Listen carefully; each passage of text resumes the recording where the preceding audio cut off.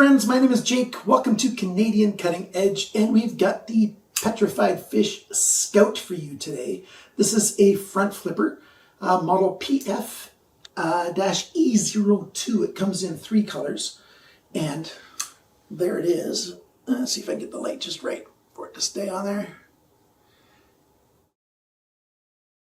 Well, you'll see all the close-ups and everything later on in the video. It's a fairly small knife, fairly thin, fairly light, and very usable. The one con that I need to give you guys right now, if you live in a jurisdiction that's under 3 inches, this thing is just a few hair longer than 3 inches. I guess you could sharpen it down to 3 inches without too much difficulty, but as it comes, it's just a tiny bit over 3 inches. What else do I think about this knife? Well, let's get over to the tabletop and I'll tell you all about it. Keep watching. Let's begin with a size comparison. Let's pull out the Ontario Rat 1 and we'll line up those pivot pins. Yeah, the Rat 1's a much bigger knife. Or how about the original Milea? Well, it's the original size. It's not a tiny knife, it's not a huge knife. It's, a knife. What do we have? We've got a 14C28N stainless steel blade. I'm just going to call this a drop point blade. We do have a little bit of a dip right there. It comes down to a tip, full flat grind. Gets pretty thin behind the grind right here. We've got a teardrop hole there in the blade. It's not big enough to be used to, flick the knife out from that hole or anything. We've got a sharpener's choil that is big enough to be useful. It terminates after the plunge ends, so that's good. You can sharpen right to the end of the heel. Got a little bit of jimping on the spine of the blade right there. Not a lot. I do wish that the jimping came out further because with, full-size hands, this dip here in the blade is a nice resting spot for the thumb. If you're just going to be cutting into stuff, if you're cutting through and want to pass through stuff, of course you don't want your thumb right there, but sometimes you're just cutting into stuff and it's good to have your thumb up there. The edges here are just barely, softened off a little bit so they're not sharp and crisp, but they're not like fully chamfered or anything. You don't have a guard here or anything, so if you're going to pierce into stuff, it is risky of your hand coming up over the blade, so, be careful with that. But other than that, it's a nice, small, right at 3-inch kind of blade. Quite happy with it. Cutting performance, slicing performance, puncturing, it's quite good.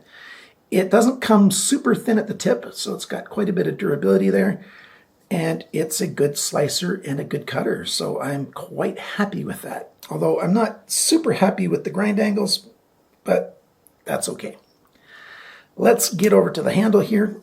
We've got G10 handle scales. They come in this blue, they come in a gray and a black.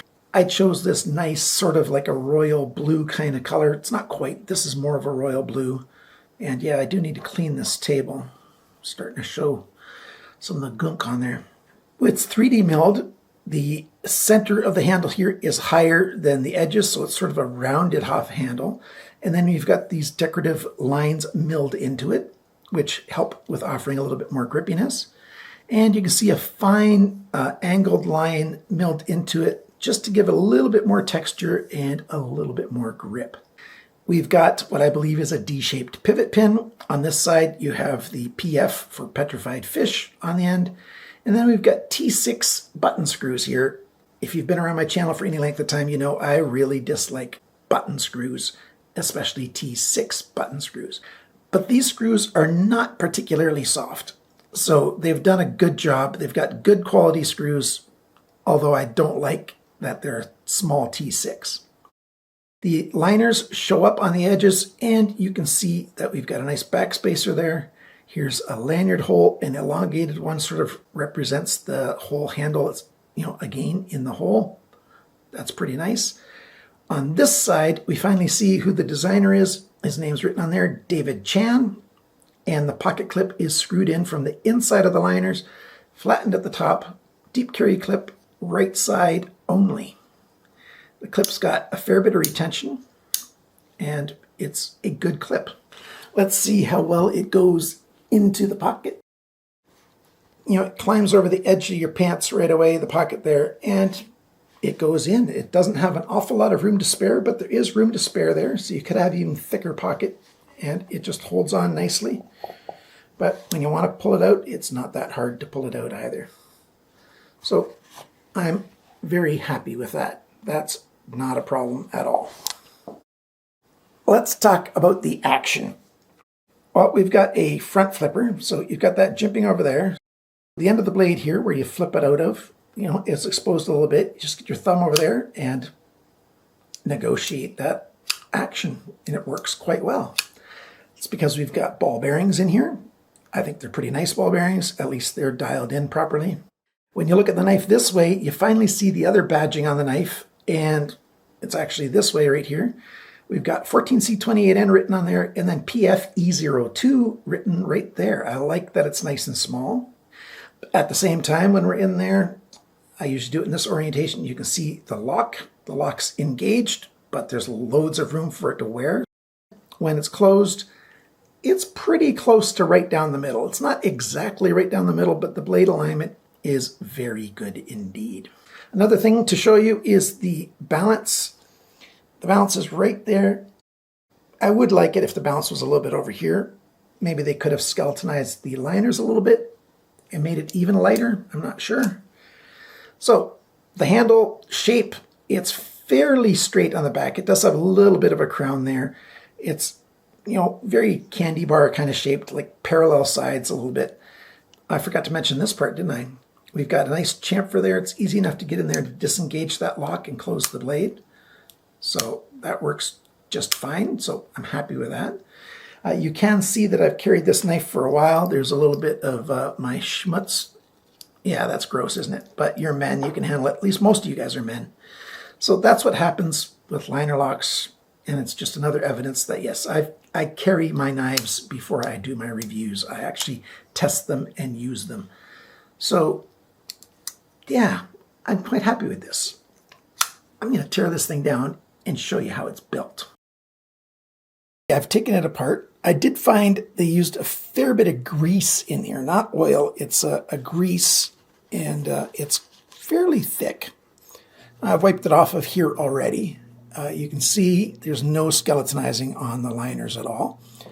You can see we've got a captured stop pin that I didn't point out before, and a closed front, which I really appreciate on a captured stop pin. It's not open into the front, so that's a good thing. The pin here is a D-shaped pin. It's not free spinning, that's quite nice. We've got stainless steel ball bearings, very well done. There's a fair bit of Loctite on that pivot screw. It took a fair bit of pressure to take that thing apart, but it came apart without any issues. And yes, I can confirm that these screws for the body screws, they're good, high quality steel screws. They didn't even come close to stripping, and thankfully they didn't use any Loctite on those little guys. So construction's pretty good. Let's see if I take this backspacer off. Okay, there's no shoulders on here, which means you must use the backspacer when you assemble it, because that's what keeps the back from collapsing in. When I reassemble it, I'm going to be using this. This is Gunny Glide. I've got some of this at Blade Show from Scott Gunn at Gunny Juice. I have been using this Lucas fishing reel oil as a good budget oil for lubricating knives. Oops, I got a leak there. Not off this, the leak was off the other one. But this stuff is super high-tech stuff, and I'm going to make a video about this. One odd thing about the Gunny Glide is that they actually put some scents into it, so you can smell like coffee or tobacco or whatever. Some high-tech oil lubrication. So I'm going to be putting that on this knife when I put it together, because I'm testing this stuff out. So you'll see a video about this in the future. So now that I've reassembled it, I can tell you the action's quite a bit better. Yeah, getting grease out of a knife and putting oil in instead, almost any kind of half-decent oil, is a good step forward. And, so far I'm starting to like the Gunny Glide, but that's not what this is about. I forgot to mention before the detent on this. It's very good. It holds the knife closed. It's not going to come open from shaking or things like that. It's well done. Let's go over all the specs on this thing. Like I said, 14C28N, which is a good budget stainless steel. Nice amount of carbons in there for hardness and durability, and lots of chromium in there for a good corrosion resistance. And pretty hard, usually around 5960 on the Rockwell scale for that stuff. The weight of this knife, 65 grams, 2.3 ounces. If they would have skeletonized it a little bit and brought that balance point a little closer to the pivot, they might have got it closer to 2 ounces even, so that would have been cool. The factory sharpness, the score they got, 165 best. That's 3 tests average out. 165 best is just a little bit less sharp than average for what I review. The cutting edge length, 75.9 millimeters, 2.99 inches. Blade length, tip to the closest spot on the handle, is 77.2 millimeters, 3.04 inches. That's what I was talking about in the introduction. But I guess you could sharpen it a few times. Might not be quite as pointy at the tip because it will come up a little bit, but you could make this under 3 inches. The thickness of the blade, 3.01 millimeters, 1.18 inches, so just a tiny bit under 1/8 of an inch. Blade depth, it's actually widest right there, 19.6 millimeters, 0.77 of an inch. How thick is it behind the grind? Again, measured in 3 places and averaged out, 0.4 millimeters, 16 thousandths of an inch. That thinness helps it slice really well. The grind angles, though, they're pretty good, but not as good as I'd like. This side's got an average of 21.7. This side's got an average of 22.8. This side was done best. 22.1 to 21.3. So that's a change of 1.2 degrees along the length. Not bad, better than average. This side started at 21.5 and ended at 24.1. That's 2.6 degrees change. So that's very common to have that much angle change on a brand new knife. Certainly a budget knife from a factory. So the sharpening, not bad. With this steel on this knife, I'd make it 18 degrees per side, maybe 17 degrees per side, as a great little urban EDC user. The handle length is 101.1 millimeters, which is 3.98 inches. So 4 inches and 3 inches. Pretty good proportions. The grip area, it's about 9 centimeters, 3.5 inches, actually just a little under both of those numbers. Thickness of the handle, remember it's crowned, so it's thickest right down the middle. 11.05 millimeters, 0.435 of an inch. The handle depth, it's pretty much even all along here, and that is 19.8 millimeters, 0.779 of an inch. When the knife is closed, the widest point is right here. 22.7 millimeters, 0.894 of an inch.